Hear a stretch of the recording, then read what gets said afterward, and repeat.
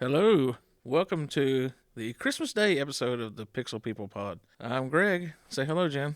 Hello, Jan. And this one's dropping Christmas Day, even though we now put out new episodes on Mondays. We decided to do a Christmas special for this week of the Jen's Gnarly News. It's news events that happened on Christmas Day throughout the 80s. That's what this episode's about. If you think I sound a little weird this time, right before it started, my swing arm mic broke and fell on the floor.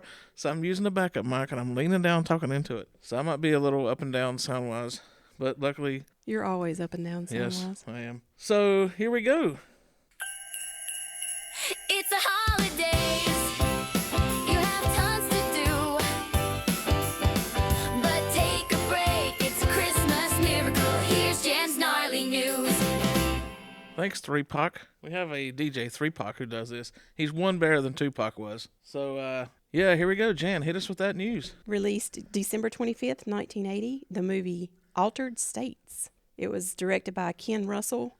It was based in part on John C. Lilly's sensory deprivation research conducted in isolation tanks, which makes this sound really interesting. It was people who were under the influence of psychoactive drugs like ketamine and LSD. You can put me under the drug influence. I'm fine with that, but don't put me in a sensory deprivation tank. So I'll do the drugs. Just keep me out of the tanks.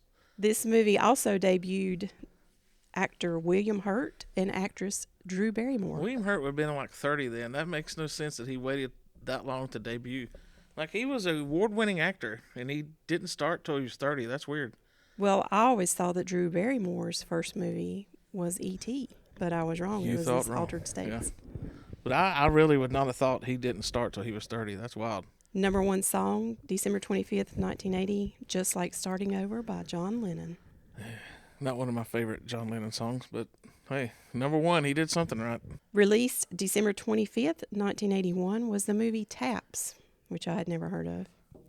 It was a thriller drama featuring John C. Scott and Timothy Hutton, alongside supporting performances by Tom Cruise, Sean Penn, and Evan Handler. I think I have heard of that movie. Never seen it, though. So much like the name Taps, you think military, These and are that's exactly A what it couple was. weird movies to be debuting on Christmas Day. Very strange, got very odd. I've got another real one odd a one psycho, coming up. crazy movie and sensory deprivation. Yeah, whatever. This movie was based around a group of military school students who took measures to prevent their school from closing. Oh. It was Sean Penn's first film role and Tom Cruise's second film. Huh. Yeah, those two went on to some dang fine careers. The number one song, December 25th, 1981, Physical, Olivia Newton-John. That was a biggie. Yeah, that song took over for a while. Great video. That was a Christmas miracle. That song was number one. Another movie that I've not watched was Modern Problems, released December 25th, 1981. It was a science fiction comedy, written and directed by Ken Shapiro. Who was in it? Chevy Chase. Chevy Chase. Chevy Chase. Yeah, Chevy Chase. Chevy Chase. Yeah. Did I say it wrong? Said Chevy, but it's Oh. Chevy.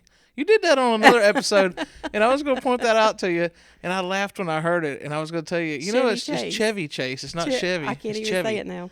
Yeah, Chevy. Chevy Chase. It's not Chevy. Just call him GM. So, I know Clark this movie. Griswold. How Yeah, about that? I know this movie. And also Dabney Coleman. Yeah, I know this movie. You do? Yeah. I've seen it a long time ago. I saw it a long time ago, which is correct. Which should I edit out? I'll leave them both in. I believe in leaving my mistakes in, so. I seen it. I seen it, Jan. I seen it. December 25th, 1982, Madonna made her first appearance on the Billboard charts with Everybody, and it debuted at number 9. I did not remember this song. I had to go listen to it to figure out which one it was. I guess it's sort of ironic that Madonna debuted on Christmas Day.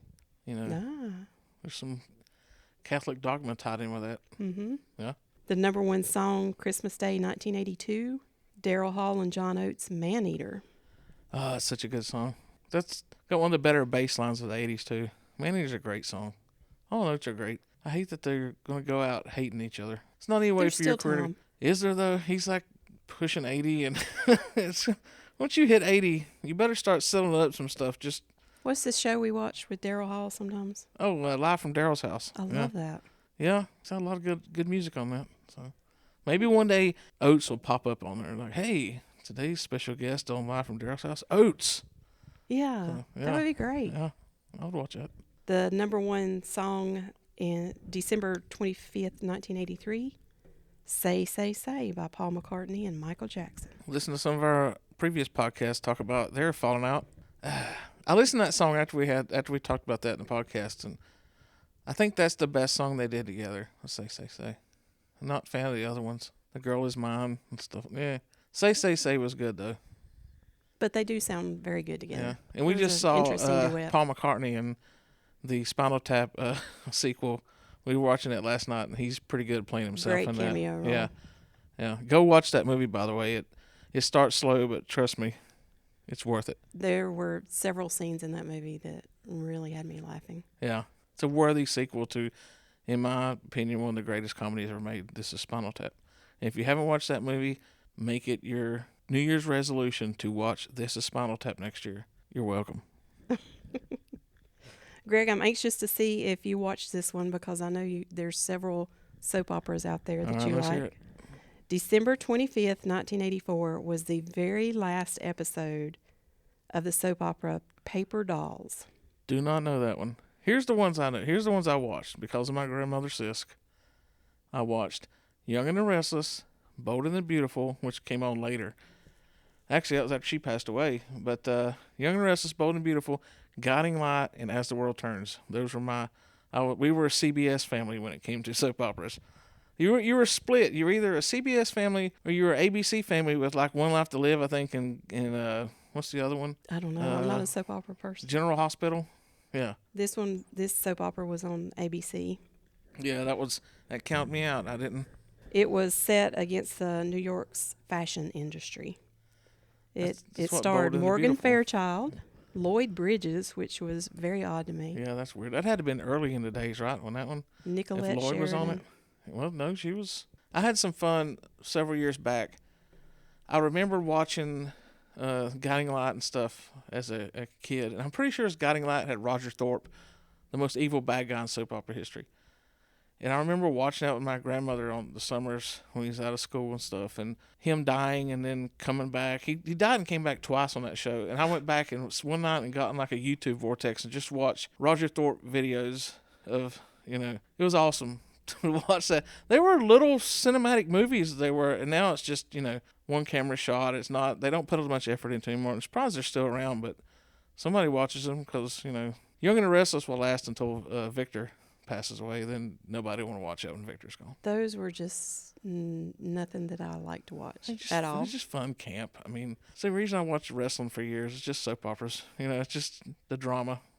Oh, don't get me started on 80s wrestling. Yeah, we'll have we're having a podcast next year on 80s wrestling. The number one song, December 25th, 1984, was Like a Virgin, Madonna. Oh, that's like Madonna and all the Christmas Day stuff. I know. Yeah. Ooh, it's like a higher power. Yeah. Murphy's Romance was released December 25th, 1985. It starred Sally Field, James Gardner, and Corey Haim. Really? Yep. He's been in the news lately. Carole King did the theme song, which is Love for the Last Time. I don't think I know that movie. What's it called again? Murphy what? Murphy's Romance. Oh, I know Romancing the Stone. Anything with Sally Field back then, though, is worth watching. Yeah, but she peaked with Smoking the Bandit and Hooper. So. Nah, she was great in everything. Number one song, Christmas Day in 1985. It better not be a Madonna song. It's not. Okay, good. It's Say You, Say Me, Lionel Richie. Yeah, okay. My sister bad. had this album. Yeah, that's not bad. I remember there was a catchy song. Probably skip over it now. It's too low key, but it's a good song when it came out. All right. You thought a movie called Altered States about psychoactive drugs was a weird release for Christmas Day? I did, and I do. Or a military school movie called Taps? Yes. Premiering December 25th, 1985, Howling 2. Your sister is a werewolf. Howling 2. What? It was a sequel to the 1981 The Howling. That's like 2 months too late. Why are you putting out a horror movie on Christmas Day? Odd. I don't understand And I know there's people smarter than me that can explain it to me, but I'll never understand why horror movies, they put them out like in the summer, or especially if it's some B-rated or something that, I get it.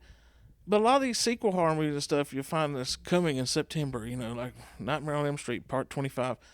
Why are you not putting that out right at Halloween, like the week before Halloween or something? I Or don't, at least the 1st of October. yeah. So it runs there's all people of October. that love scary movies and go watch them all during the year, but Halloween too, let's put it out Christmas Day. That was somebody so needs a good, odd to me when I saw that. somebody needs a good getaway from a reminder of Christmas. Let's go to the theaters and watch Howling 2. Maybe that's what it is. You I want to guess. break from all There the... are a lot of people I know that will go see a movie Christmas Day, and I don't think I've ever done that. But you never once thought I to go take see that a back, scary though. movie on I Christmas take that Day. back, though. I think me and Matt Welch went maybe one time and saw a Christmas Day movie. I'm going to have to go back and research what came out in like 88. Well, actually, we might find out here in a minute. 88 to like 95 or something. We were going doing stuff together all the time. And that, we might have went and saw a movie on Christmas Day. There's no way it was a scary movie, though. No way it's a scary Nothing movie. with werewolves No. or anything like that. No, we wasn't watching. We would go see stupid comedies. Like, we went one time and saw Cabin Boy at the theater, and we laughed because we loved Chris Elliott. We laughed our heads off. And we were leaving the theater. A couple people got up and left during it. And we were leaving, and we saw Joe Violi, who went to high school with us. And I said, Joe, did you like the movie?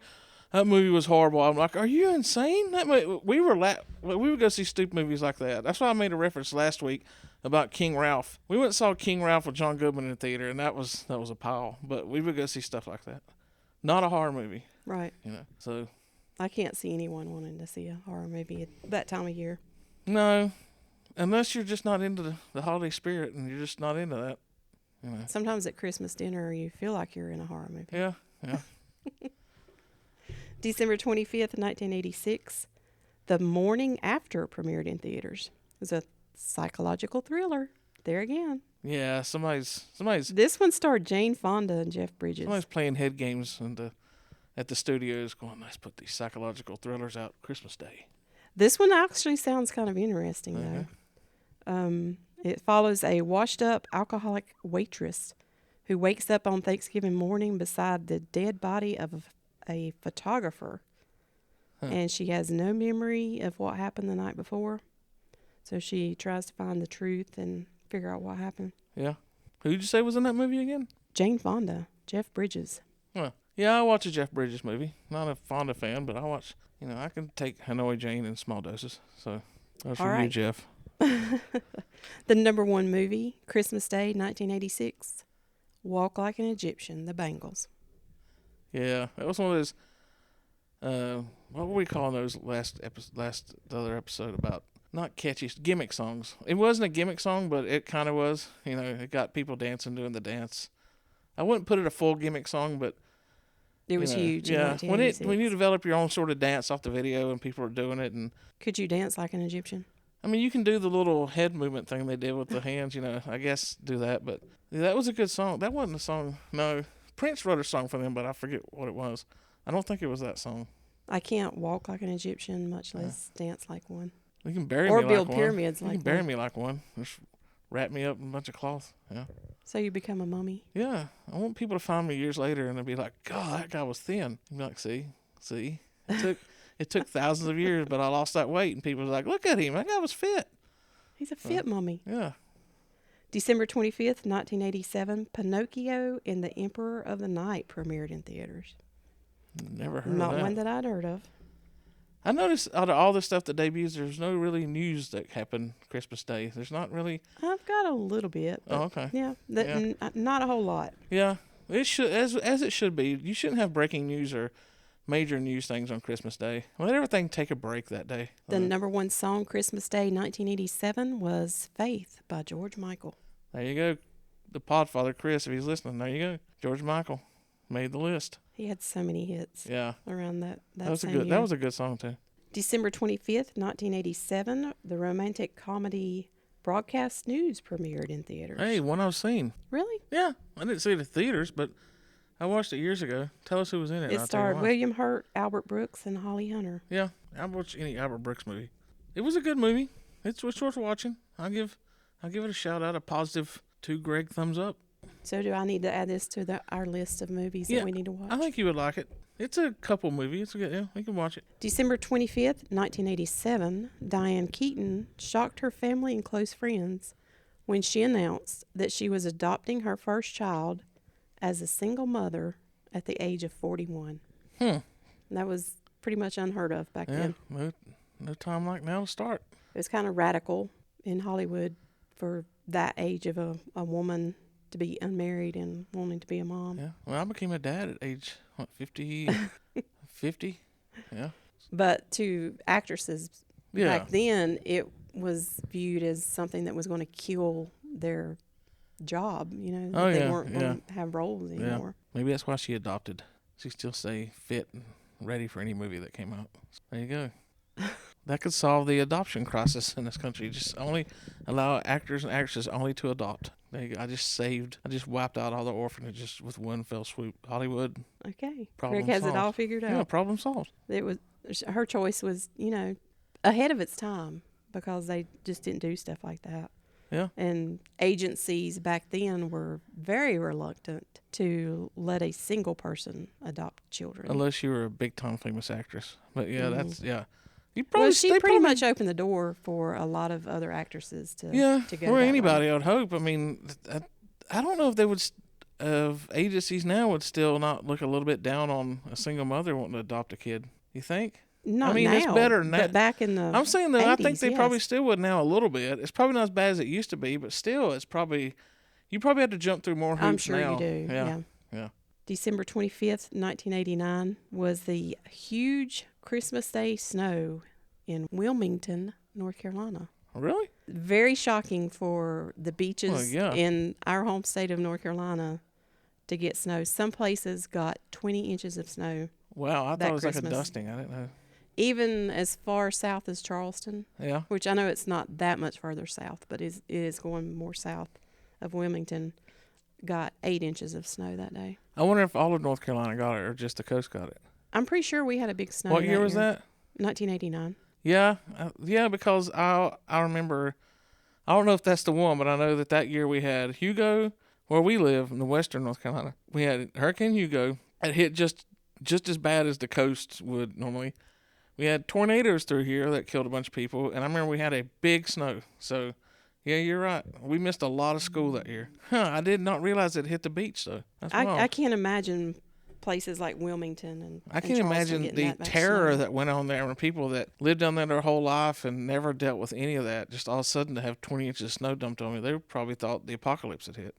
Pretty sure places like Tampa Bay also had a dusting of snow. I mean, we're used to snow good enough here that it doesn't, I mean, it panics everybody to run out. And to this day, get your bread and milk, and I don't understand that at all because, our power's down a day or two now at the most, but I can't imagine them at the beach and all of a sudden 20 inches of snow drop on you. That's crazy. But if I had to be stuck in 20 inches of snow, I'd like to be stuck at the beach. That would be fun. That would be fun to be at the beach. And Especially if watch you that were snow. at oceanfront house. That would be fun to look and see. Number one song, Christmas Day, 1988. Every Rose Has Its Thorn by Poison. Okay. Number one song, Christmas Day, 1989.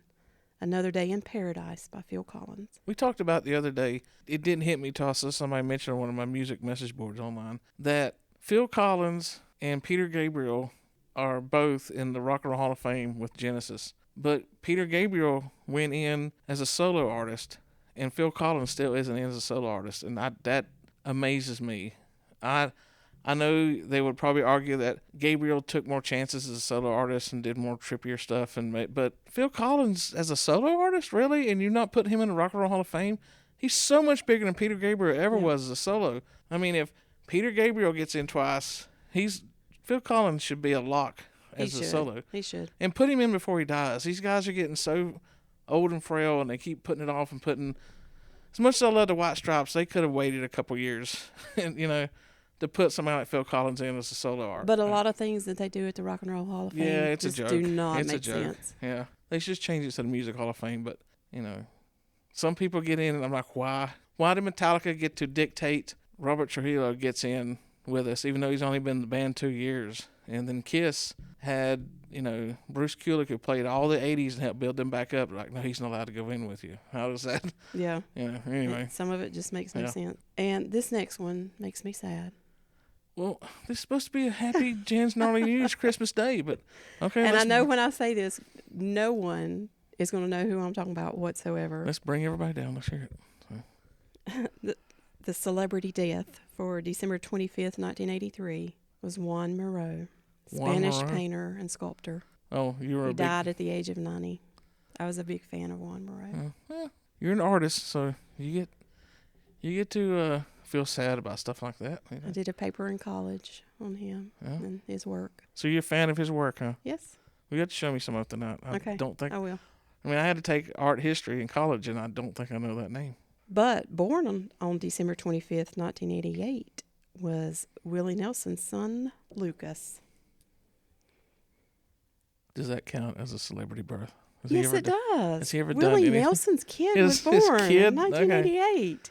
We gotta find somebody else. Let's make up somebody. Okay, let's start a rumor here on this podcast that's taking up big. Who could be born on this day? I don't know. I'll edit this out. No, yeah, we need to start. I was thinking about it the other week. We should start some kind of rumor. I've told Jan we were watching. What movie we were watching the other day? Was it? It was that the oil field movie. What was it? It had Mark Wahlberg. It was about the Deepwater Horizon. We were watching that movie, and I told Jan, I said, let's. I'm gonna start a rumor. I'm just going to pick a random movie and tell people, I was an extra in that movie. And then, say, yeah, just watch a movie and you see somebody off in the corner that you can't make out who it is. And you could tell this to anybody and they're never going to prove you wrong because they're not going to credit these actors to be like, yeah, when they're on the boat after the Deepwater Horizon comes down and on the boat. And me and Jen were sitting here watching it. After I told her, I said, I'm going to tell people I was in this movie. And she was laughing. Then I'm watching. And out of the corner, I see all these paramedics in the corner. I said, that guy, you can't, from the neck down, you see in the corner, that's me. That was me. You could tell that to somebody anybody. say, that's too short to be you, or that's Yeah. too tall to be you. I'm just going to start that, though. I'm going to start that and see if I can get something like that to take hold. And eventually I'll get it worked into IMDb where it put like Greg Cook, EMT on the Deepwater Horizon. So Or you could be that guy in the background of Teen Wolf. Up in that the has his pants stands down. That they say, for years they Yeah. said he had his pants down Yeah. or his pants unzipped. People will believe that, though. So I need to tell some that don't. Yeah, it turns out it was a girl, by the way. If you want to, that they used to do a segment on Kevin Smith's podcast I listened to where they talked about stuff Well, he that was should actually not. tucking his shirt in. Yeah, is she what was. said. It was a girl. Yeah, it's the stuff that should not be. And people would write in movies and be like, did you know there's a guy that had his pants unzipped in the corner on Teen Wolf? And then they researched it and found out that, it was a girl. And she didn't have her pants really unzipped. It was, like you say, she was tucking her shirt Pretty sure in. it was a guy. No, it was a girl. Trust No. me. I I'm telling have you. stopped it and watched it in slow motion. It was I've a guy. heard Kevin Smith and them talk about it. It's a woman. And right. if you want Let's to watch it tonight and we'll see who's right. I'll give you another one. Watch Back to the Future 3 when Doc comes back on the train. Watch the little kid pointing at his crotch and waving somebody into it. It's hilarious. You wonder, what is this kid doing? And they found out later on they had to shoot that scene like 12 times. And what he's moving his hand like, come in. He's watched the director talk about move the cameras in so many times. He's just mimicking everything the director's doing. So they researched that and found out that's what it was. The Sounds kid. like something a little kid would do. Yeah. So, yeah, I'm going to start some rumors. I'm going to find a movie this week, find somebody in the corner and tell everybody, yeah, that was me. I was in that movie. So anyway, I guess that'll wrap it up for the Christmas Day episode of Jan's Gnarly News. It's been a good year so far. The next one that drops after this will be 2026. We've had a good start to this podcast. It's been fun, don't you think, Jan? Absolutely. And it's going to be better in 2026. The first episode then will be our movie review, Trading Places. So tune in then. Oh, yeah. And one last thing. Merry Christmas from the Pixel People Pod. Thanks for tuning in this year. It's been a lot of fun. Never thought I'd be doing a podcast, especially never thought Jan would be doing it with me. We've had a great time, and I'm looking forward to next year making it even bigger. Hope your 2025 Christmas is as gnarly as your 1985 Christmas. Shine on. The Pixel People Pod. Step, step, step inside. Rewind the future fraud. The Pixel People Pod.